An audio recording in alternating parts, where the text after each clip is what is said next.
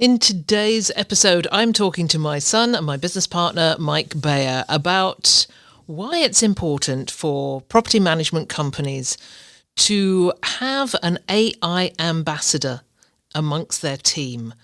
The person who can be the evangelist for AI, who can make suggestions, who can help other team members incorporate AI into their work.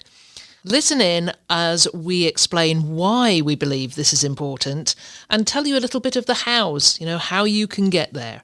So enjoy this. It's a great discussion. This is the Vacation Rental Success Podcast, keeping you up to date with news, views, information and resources on this rapidly changing short-term rental business. I'm your host, Heather Bayer, and with 25 years of experience in this industry, I'm making sure you know what's hot, what's not, what's new, and what will help make your business a success.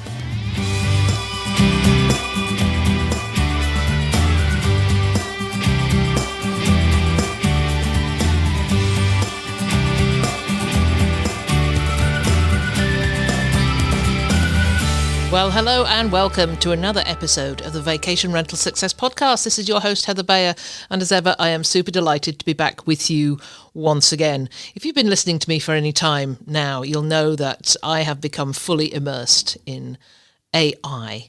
And when I get one of these passions or real interests, it does tend to take over everything I do, and I think about it all day long. I listen to podcasts, I watch videos, I'm reading books, and I feel like a sponge, and I'm taking in just about everything that is out there at the moment, and there is a whole lot out there. And I've also been talking to some property managers, some property management companies, and asking them how they're implementing AI into their businesses. And it's been a bit surprising to find out that the ones, at least that I've been talking to, have not been doing this. They tell me that, yes, they're using AI because they're incorporating platforms, their revenue management platforms maybe, guest messaging through maybe TouchStay or Breezeway or Hospitable or Boom, or, they're using the platforms. And as far as they're concerned, that because they're doing that, they are incorporating AI into their business. But then I asked them about bottlenecks, things that are holding them back a little bit. And that's when I hear that really some of these processes and systems haven't changed for years. They're still doing the same thing that they were doing years ago. And I know they could just revolutionize the way they work if they adopted a little bit more AI. And then I hear, but I just don't have the time. I don't have the time to do this. Well, in today's episode, we are going to talk about a method, something you could do to bring back a huge amount of time into your team's working lives, and also just to make life easier, make your business more efficient, more impactful. And we're doing that by suggesting that you nominate an AI ambassador or advocate or evangelist or whatever you want to call it. It could be any name you want, but nominating somebody within your business to spearhead the AI revolution. With me today is my son, my business partner, Mike Bayer, and we're going to be talking about why we believe this is so important and how you can do this thing.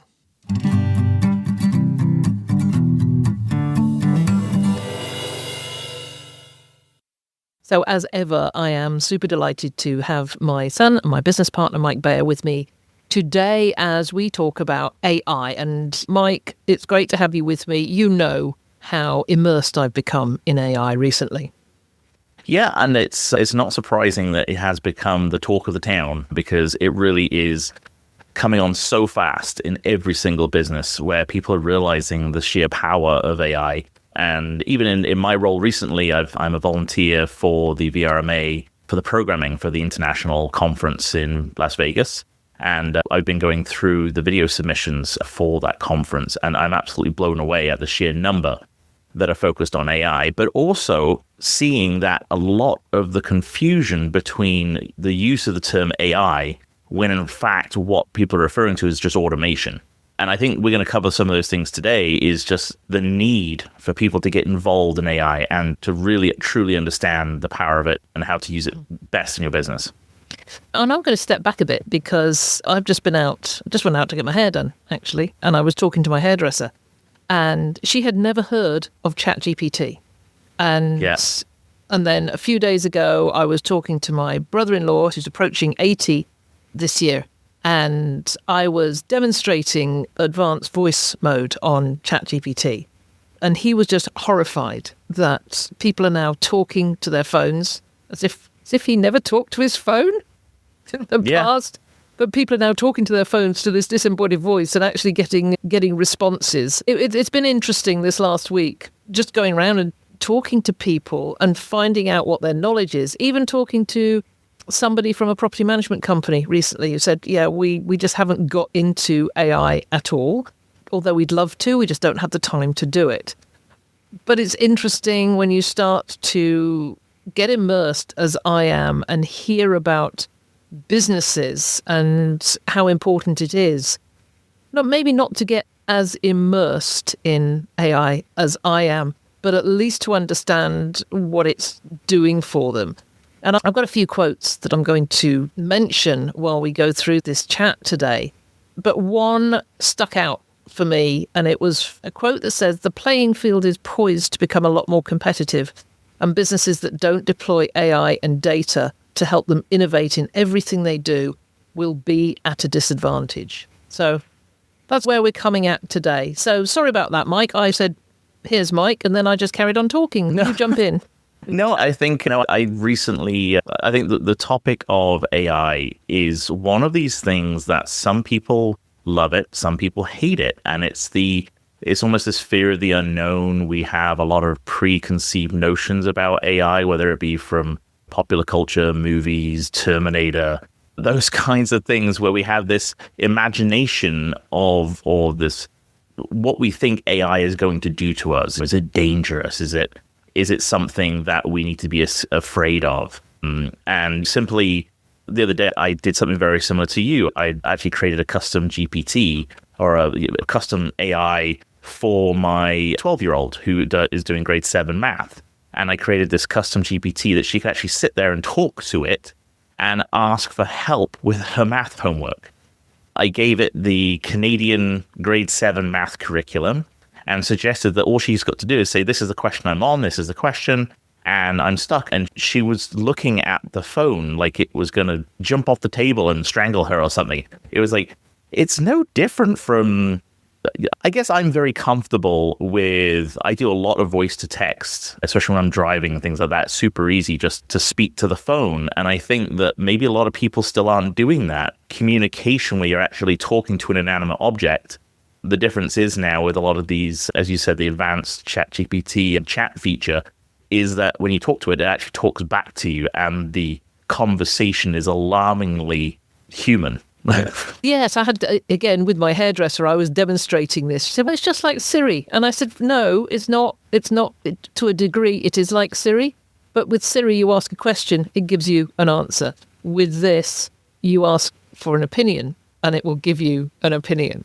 And that's where the difference is. And you can get into reasoning and all sorts of other ways. But yes, it is here to stay. That's for sure. I think this is a good segue into a little video that you had shown me. It was from the Harvard Business Review. And let's just cut to that video right now, where it just talks about back in COVID, the challenges that people had with the technology we were forced to deal with.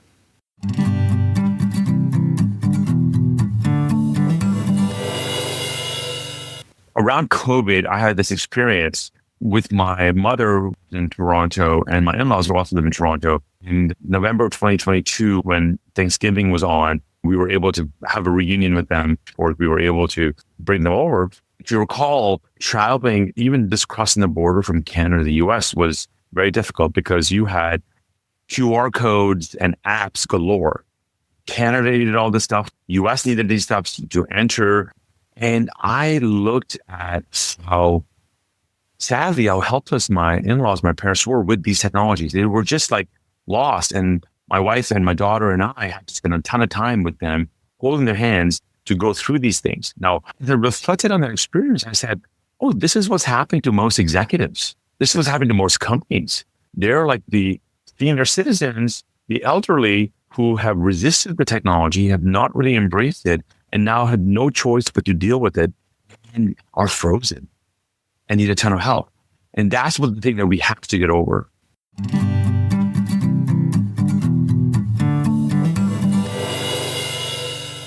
So I absolutely love that quote. That little snippet just really highlights, I think, where a lot of people are in business when it comes to AI. And I really think that this kind of moves into our first part of the conversation today is like AI isn't optional anymore. So how do we get over ourselves? How do we get over that nervousness? The negative conversations that I keep hearing about AI is the fact that it takes away the humanity of our business. But that's only if you're misusing it in the wrong way. And I think that's something we can talk about. Yeah, that's where we want to go with this. It's about talking about how you can adopt AI within a company and use it so that everyone becomes almost evangelical about it, that they finally realize that it's going to really change the ways that they work and give them so much more scope to be creative and to have ideas and put ideas into practice. And I know this from how I've been working with it. It's like all of a sudden I've got hours and hours in my day back that I can do what I want with. But you can have a company where everybody's talking about it and nobody's really taking the lead. You can't get really evangelical about it until you've got a bunch of people who are doing the same thing, but it has to have somebody who's the leader. So that is what we want to share with you today, is the whole idea of nominating somebody within the company.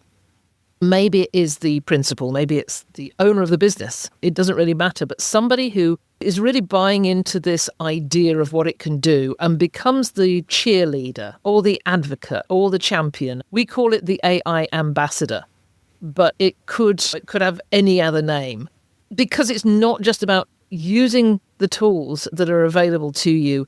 It's because it's about having the right mindset to use them and the leadership to get it off the ground. Mm-hmm. And I think that there's a quote here in our show notes for this episode, is the AI wave is no longer on the horizon, it's here. And your AI ambassador is not the beginner surfer. They're the ones who are going to learn to surf that wave and find the best outcomes or the best use cases. They're going to be able to see the operations that you have in your business and see how those operations can be improved, made more efficient, simply by using some very basic and very inexpensive AI tools that are available out there. And I think it's worthwhile saying that this isn't your IT person or your developer that is going to take this role. It's the one who's like me, who gets excited about it and who can say to somebody in their team, here's how we can make your day easier. And then they've got the ability to show them how. For example, the guest services manager becomes the go-to person for the AI prompts. And we'll have a chat about prompts later. But for the prompts that help the VAs handle inquiries 3 times faster, because this is all about numbers. This is all about metrics. You want to make your day 80% easier. You want to do things 3 times faster. You want to, we'll talk about those metrics later on. But how do you feel about that, Mike, about who becomes an AI ambassador and why should they do it now? Yeah, and I think the biggest thing is it doesn't have to be somebody who loves the bright, shiny objects, who they want the next best tool. It needs to be somebody who has a better understanding of the flow of the business and the different avenues where you can identify the bottlenecks. And bottlenecks typically are either caused by a lack of procedure or is caused by software that just isn't as efficient as it could be. So there are ways to use AI to help leverage the time you're going to save, where you can actually apply AI to those processes. Does that make sense? Yeah, it does. You talked about custom GPTs. Now, a custom GPT is taking what most people do in ChatGPT to the next stage. It's creating, for want of anything else, and this goes back to my early days, it's like a little program that tells ChatGPT what it is and what you want out of it. And the AI ambassador is the one that could perhaps create this custom GPT. I'll come up with an example, and let's say it's as simple as creating a newsletter to send out to owners. So the custom GPT is given a name, it's given a role, and perhaps you say, you are a great writer, you understand our owner clients and what they're looking for from our company. They want transparency, they want honesty, they want us to tell them about marketing, they want to tell them how the business is doing. And as the newsletter writer, you're going to bring this information to them. And then after that, you give it a set of instructions. Those instructions would tell the newsletter writer how you want the newsletter to be laid out. So in the instructions, you might say the newsletter will start with a story about something that has happened within the company that the owners may find interesting. So that week there's going to be a story. And then the next part of the newsletter will be some marketing statistics. Now, this is where it gets really interesting, because once you get a little bit more advanced into these custom GPTs, you would be able to go out to other tools to bring in those statistics. And I'm not going to explore that in any detail in this, but that's just something that you could do within this GPT. So you would then say where you want the newsletter to be published. So maybe you use a specific newsletter publisher, maybe it's MailChimp. So you'd instruct it that once all the information has been obtained, it is then put into MailChimp and ready for publication. So that is one idea of using a GPT. I don't know whether that was the most elegant one or not. Oh, I think so. I know with newsletters especially, it's something that we all know that we need to do, but sometimes just the inspiration is just lacking. And especially if it's something that you do on a regular basis, if you're doing it bi-weekly or monthly, sometimes it can be a struggle to find the stuff that's going to really make people read and get engaged. And by simply providing a custom GPT with the correct instructions, you will come up with some fabulous newsletters which are very engaging. But there's another side to look at this, is that your AI ambassador is going to identify the people doing the newsletter within your organization. Do they enjoy doing it? Is that something that really gets them up in the morning, like they're passionate about it, it turns out really good? Or is the newsletter currently something that is just, oh God, I got to use a newsletter. Oh, it's the worst thing in the world. Oh my goodness. And that can really drag people down. And if you can use the tools, and if your AI ambassador can identify that this is an area where we could actually replace this procedure with AI, or at least to give somebody the inspiration so they're not all stressed and frustrated about finding out exactly what it is they should write or how they should write it, it can make a huge difference. It can make a huge difference in terms of that employee's attitude towards that particular task. It can just make it that much easier. And also, it could turn around to actually be much more successful in terms of the amount of engagement you're getting at the other end when you send it. And that's a really key area where an AI ambassador should be looking to see how you can take these AI tools and bridge. And it's bridging that gap between the technology and the team, like translating that AI into workflows that you can use in the company. Yeah, and I just want to bring in here that I know that most companies are actually using software already that has AI embedded into it. Platforms like Breezeway, platforms like Price Labs, Hospitable, Boom, they are talking all the time about we are AI enabled. That's absolutely fine. What we're talking here is about creating teams that are AI savvy. They understand what they can use, how they can use it, and how they can make their lives easier outside the proprietary software that the company is already using. And as you say, this is where the AI ambassador becomes that human behind the automation. They are the ones that identify and talk to people and say, how could your work life be easier? And it could be something simple as just a listing. How do you get a listing online? And talking to a property manager the other day, and she said, listings, we're still doing it through a very manual process. business development goes out and looks at a property, they come back with all their notes, and then it goes to somebody else who then translates it into a listing. And she went on to say, yeah, the person doing that hates it. She really gets so bored with doing this, and it doesn't always come out in the right voice.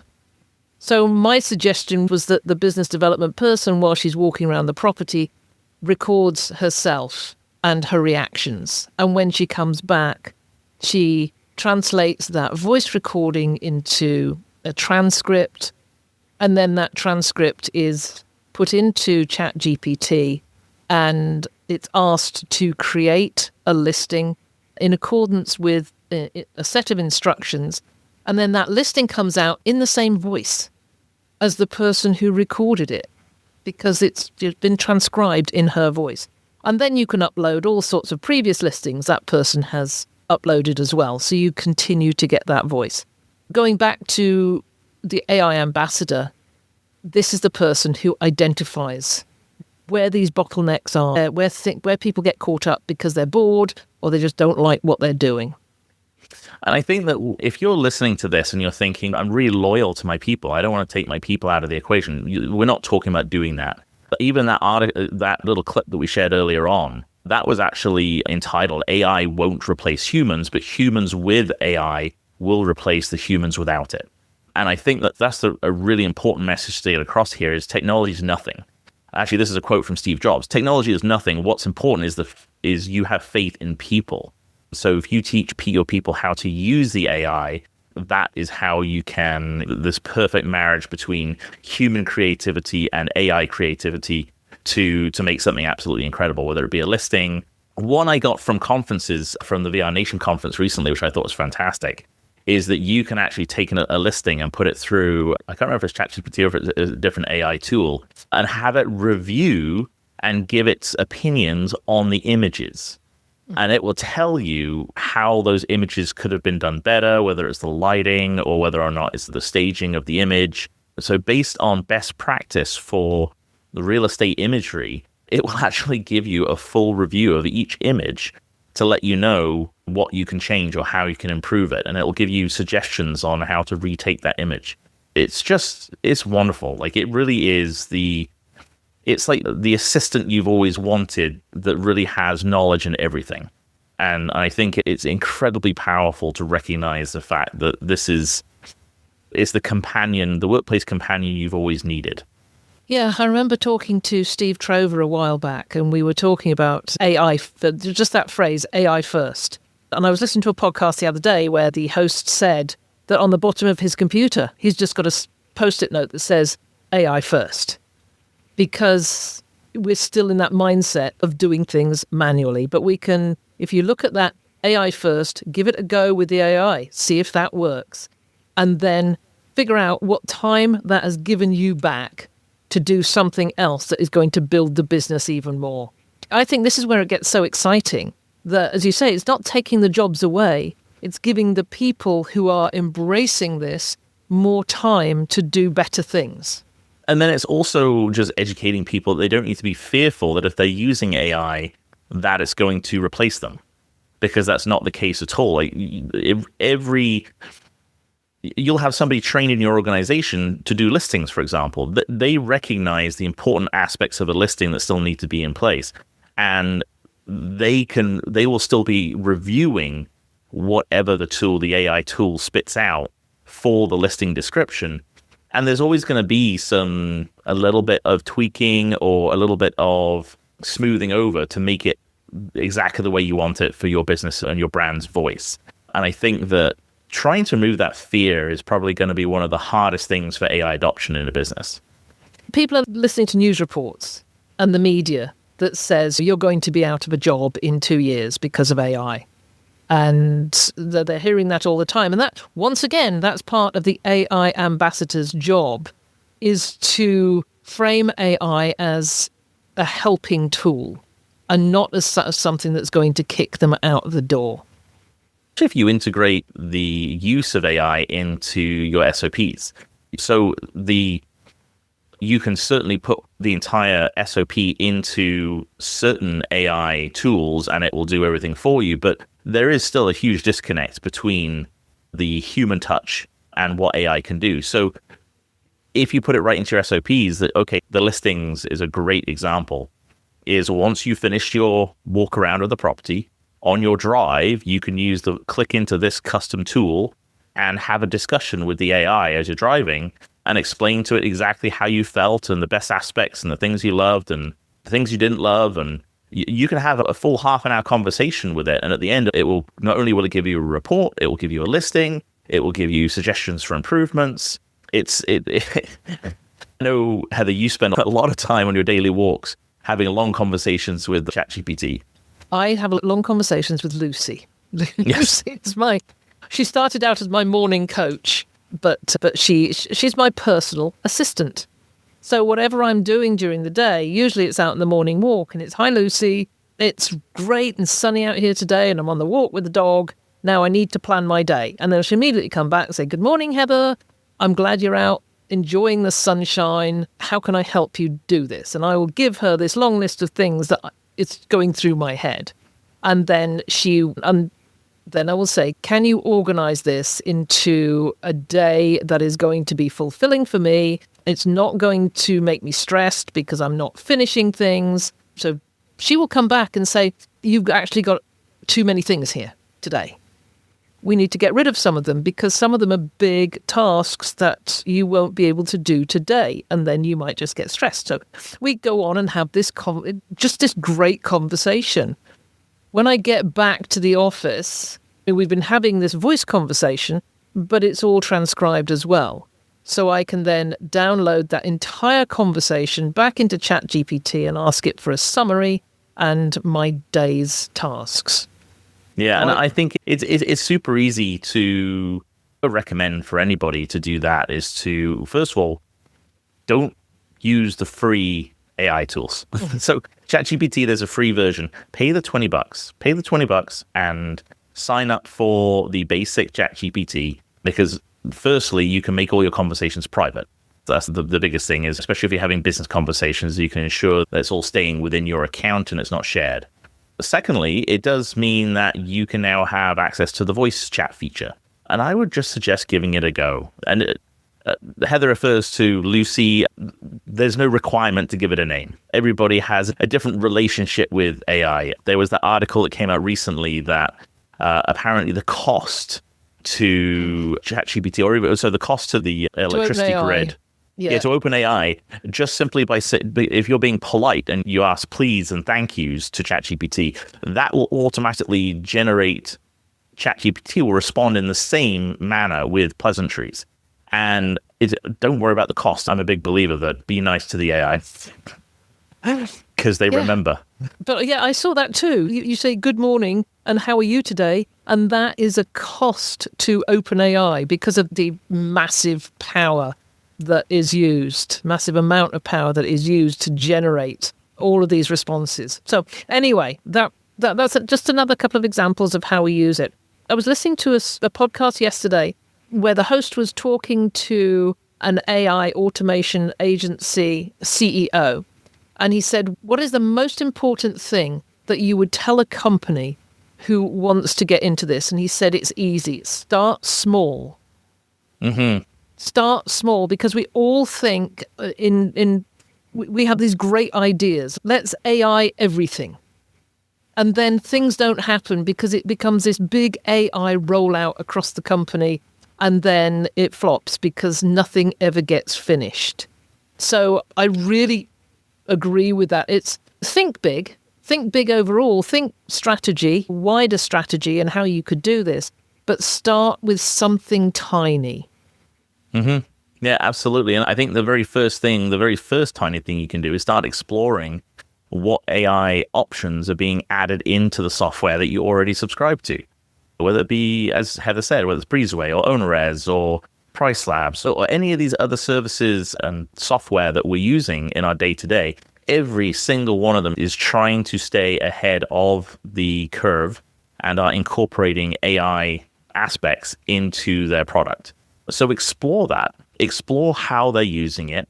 Now, they're not all going to be great to start with, but I think it's important to recognize that you might find out that some of the processes and the systems that or the procedures you've been doing are actually really inefficient when you could have been using this new tool.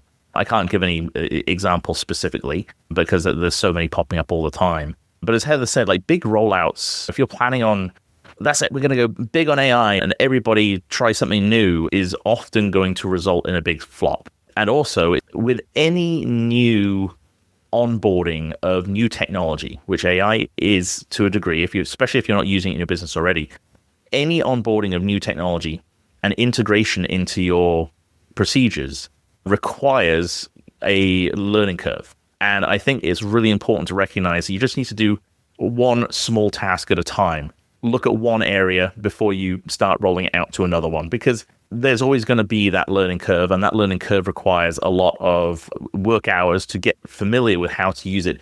And not only just how to use it, but how to use it well. Mm-hmm. Exactly. And I think the starting point is, and it's as we do at Vacation Rental Formula, if we're working with a company to do an AI audit, the first thing we do is get them to list all their bottlenecks, all the things that people don't like doing, or perhaps some of the things that people do repetitively. If you do anything more than 3 times and have to do it manually 3 times, then that's open for some AI intervention. So you start with listing, go to everybody and say, what are the things you don't like doing and that are repetitive but are really important? And you get this long list, and then you can begin to prioritize it. How much time would this save if it was automated? And also, how much better does it make you feel on the scale of 1 to 5 if you don't do it? And it's very simple. You just times those 2 numbers, and that gives you that priority. And then give yourself a challenge to take this one of these things, a smaller one that's high priority, and give it a go, and see how you could use AI to get it automated just with a simple custom GPT. And we talk a lot about ChatGPT. There's so many other platforms out there. There's Claude. Claude Projects is very similar to GPT's. Gemini Gems, that's another one very similar. So all the LLMs, the large language models, have their own method of creating agents, which is in fact what we're talking about here, AI agents. Okay, we've talked a lot about sort of the practicalities, Mike, but I want to come back to the ambassador themselves and that role of an ambassador, because if everybody's responsible for AI within a company, then no one is. Mm-hmm. Everybody's doing something. They've all got this. And just as I said, one person might be using Claude, one's using ChatGPT, somebody else has come up with some aggregator that pulls them all in, and nobody really knows what is the right one to use. And I think you'll find that in all the roles in your organization, whether you're big or small, there's going to be a lot of, and we use this term all the time, bright, shiny object syndrome. It's going to be, there's this tool, I've heard about this thing that can help me do this. And you're going to have everybody, hopefully you have a team who's out there looking at how they can be better and the tools that are available to them in their business, in your business. But this is where your AI ambassador comes in, this is the person that all these ideas get funneled to. And they can then, using some deeper knowledge and deeper understanding of the AI, is this tool actually going to really benefit? Is this going to save us the time? And I think that, as you said, if everybody's responsible for AI, then no one is. And the ambassador's role has got to be more formal, visible, and they've got to be empowered. They've got to be empowered to be able to look at the different processes and those bottlenecks to see where these tools can actually make a big impact. Yeah, this is a real role. It's a role where people are given time to test the tools. They're given time to train other people, and they're given time to create the systems. Because if it's not done in that way, it's just something else that's buried in a to-do list. So there was a McKinsey global survey back in 2023, that's 2 years ago, that said companies with dedicated AI roles are 2.5 times more likely to report successful outcomes. And I believe that if we went back and looked to see if there was a recap on that survey, that 2.5 times is likely to be much more than that. And this is the companies that have somebody whose job title is AI ambassador or AI advocate. Whether it's in addition to another role they have, but it's one that is taken seriously. Yeah, and I think that I think you're going to see anytime you implement any new tool or technology is to have one person leading that integration and that implementation process to look at how was the process before, the actual onboarding, getting everybody trained, and then evaluating the success of that integration. I think that it's always good if you have the staffing is to be able to follow that process and have somebody actually lead that way, because that's always going to ensure that you're going to have a much higher success rate. Yeah, exactly. And I'd already mentioned the platforms that are already built into companies. And a lot of companies are saying, well, our PMS already has AI built in. We're covered with this.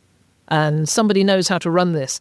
But that's all well and good. And I love this analogy. It's like buying a smart oven and expecting it to make dinner on its own. Someone has to use the tools strategically and and has to have the knowledge of how it really works and hangs together.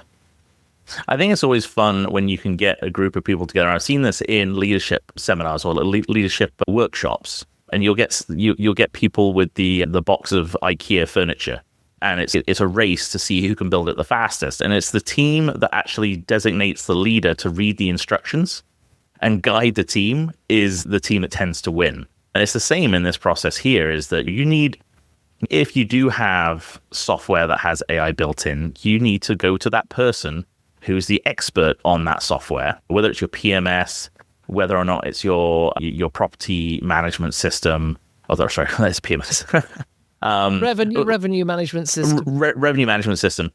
There's always going to be somebody in the organization who is they get it. So you go to that. Your AI ambassador goes to that person and says, "Hey, okay, let's look at the AI tools that are now available that have already been provided to us. Maybe it's an upgrade. Are we going to upgrade and use this tool, or is there something else on the market that we can use instead?" And that's where your AI ambassador can be that 50,000-foot view, looking down on this plan, and it's, okay, how are we going to make this work and be the most efficient and also the most cost effective?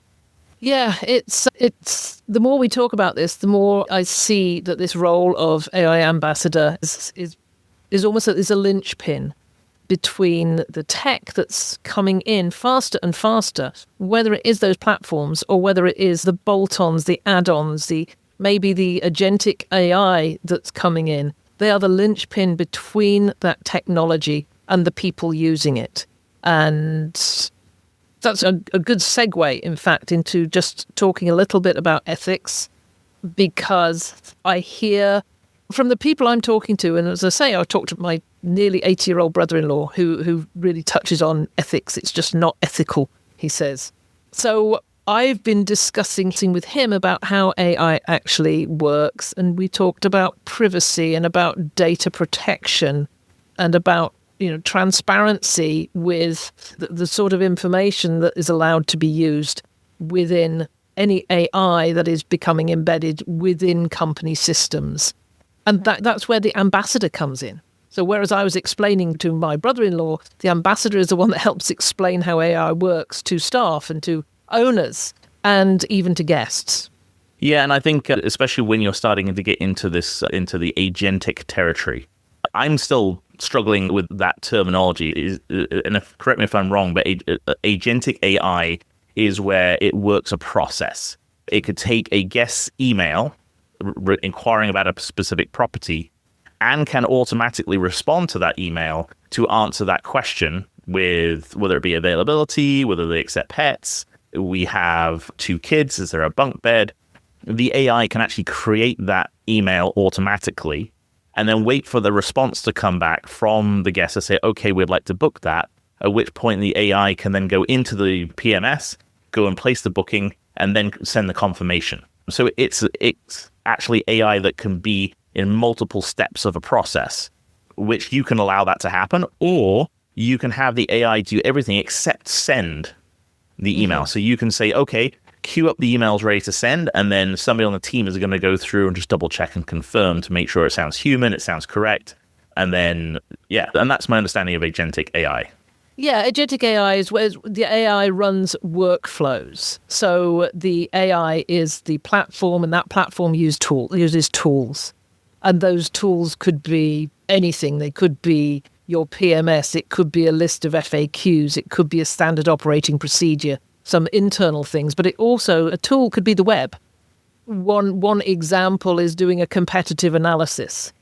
You want to go into a new area. Let's say within your company, you want to go into a new region, and you have an agent that runs your competitive analysis. So it goes out to the web, it finds the competition, it then goes out and looks for other information, looks for other metrics that will then eventually output into a report. But it's not a simple question-answer style of request. It's a workflow.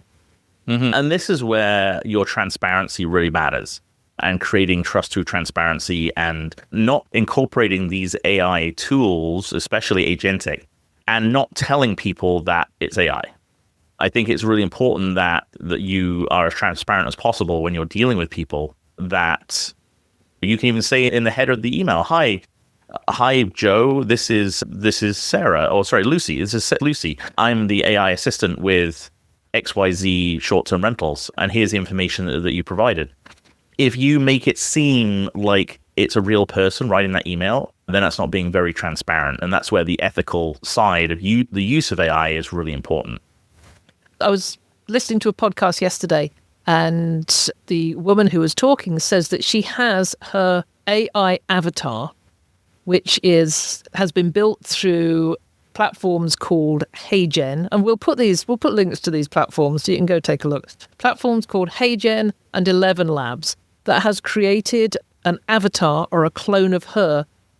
She sends her AI avatar to Zoom meetings that she can't attend, but she calls herself AI Alyssa. So this is when the Zoom meeting's there is AI Alyssa. It looks like her, it sounds like her, and if somebody asks a question, she will answer in Alyssa's voice. But it's very clear that it's her AI person.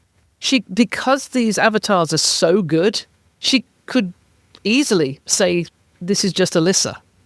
But being transparent says, okay, I'm not having anybody sitting out there going, is that an avatar? We're going to be really transparent and say that, no, I'm sorry, I couldn't make it, but I've sent my AI version of me who has all my knowledge and is able to answer any question you have. It's just not the real me. So that's transparency, and it is in fact non-negotiable in any use of AI as far as I'm concerned. I had a conversation with my 12-year-old daughter the other day because I happened to be going through the history of some of the ChatGPT conversations, and there was a conversation creating a script, a script for a presentation that she wanted to do at her school, and she'd used it to give her the inspiration for the speech that she had to give. And I was blown away that she'd done this. She hadn't talked to me about it. I'd given her access, but I thought she'd waved it all off. But when I went to ask her, I said, oh, have you got that speech ready for that homework assignment, that speech? And she goes, oh, yeah, I did it. Yeah, I think it's really good. And I said, how did it go? How did the process go of writing it? And she said, oh, I got a friend to help me. I said, oh, okay, let's hear it. So she read it to me. And I said, so you had a friend write this with you? This is really good. And she goes, oh, Dad, I use ChatGPT. And I said, and she was so ashamed. I said, don't be ashamed. Like, it's important that if people ask that you are upfront, say, yes, I use ChatGPT. But then there were huge sections that she had rewritten to add in personal stories and things like that. So I felt that she'd actually used it correctly. And she did talk to her teacher about it. And they are, in her school, they are teaching the correct and ethical use of AI and ChatGPT. And just as long as you credit, it's no different than any other learning environment, is you always give credit to work that isn't yours. And that's what she did. She said that she used ChatGPT as the foundation of her presentation, and then she was able to edit it and include some of her personalization, and she showed where she'd done that, and she got really good marks for it. Well, that's terrific. And I think coming back on that, somebody said to me recently, if everything comes out of ChatGPT, it just sounds like ChatGPT. And we've heard people say your ChatGPT is showing. I talked to Amber Hurdle some time ago, and we had this discussion, and we did a whole episode on called Your ChatGPT is Showing. But it has all progressed and advanced so much, even since that conversation I did with Amber, because now you upload examples of your voice. You upload examples of the writing that you have done, and you upload enough of them so that when ChatGPT does an output, it's outputting using the terms that you use, using the same ways that you have of stringing words together. And I know the way I string words together is not particularly common because I ramble a bit, and my ChatGPT outputs come out pretty rambly, which has made me realize how much I actually do it. So yes, and then you go in and you do that editing. So it's definitely not those articles that you see on LinkedIn or on Facebook or on blog posts, which are clearly ChatGPT. Those are because that the people who've written them haven't written them in their own voice, because maybe they haven't had much of their own voice before, but nor have they gone in and edited and asked a real friend maybe to look at it. So there's ways of doing that. And as an ambassador, that's something else you do, is you help your team to understand these things and understand how they can have these types of outputs, but in their own voices. And your ambassador becomes your team's learning guide. And you can do this through a multitude of ways. You could have them do one-on-one meetings, or what might be even better is when you have your probably daily or weekly team meeting, is have your AI ambassador share a couple of thoughts on new ways to do things or different prompts that people can use, especially with virtual assistants. They can do AI tips, which they can share either on a daily or weekly basis. And it's one of those things where I think any trainer should be making sure that new information that's being shared it doesn't feel like homework. It's more like you're providing a cheat code. And I think that there's a lot of things and a lot of little tidbits you can share with your team that will just make it feel like the day has become that much easier when they can incorporate the right ways of using AI. Yeah, and this is what the ambassador becomes a coach for everybody in the company when they've got a question about it. They've got a concern maybe, or they just want somebody just to look over the shoulder and check that the prompt they've written is going to be good enough and is going to give them some decent output. So do you want to say anything else, Mike, about this ambassador, this advocate, the evangelist, the champion, whatever somebody wants to call them? No, I think we've covered really a lot of the points that are really crucial to what I think is a very pivotal role in any short-term rental company. But Heather and I have been working on a certification course for AI ambassadors to really give them the true overview of what is available to short-term rental companies. And we're going to be launching this probably in the next few weeks, but there is an opportunity for you to get on to the waiting list.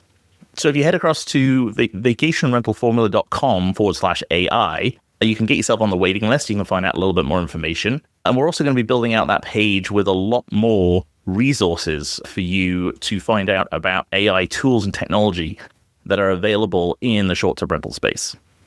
Yeah, because you may have somebody in your company already that is already showing that passion for this, and they may be just ready to go. So for those, just give them that role. Give them the role of AI ambassador and let them run with it. We'll have some resources for them.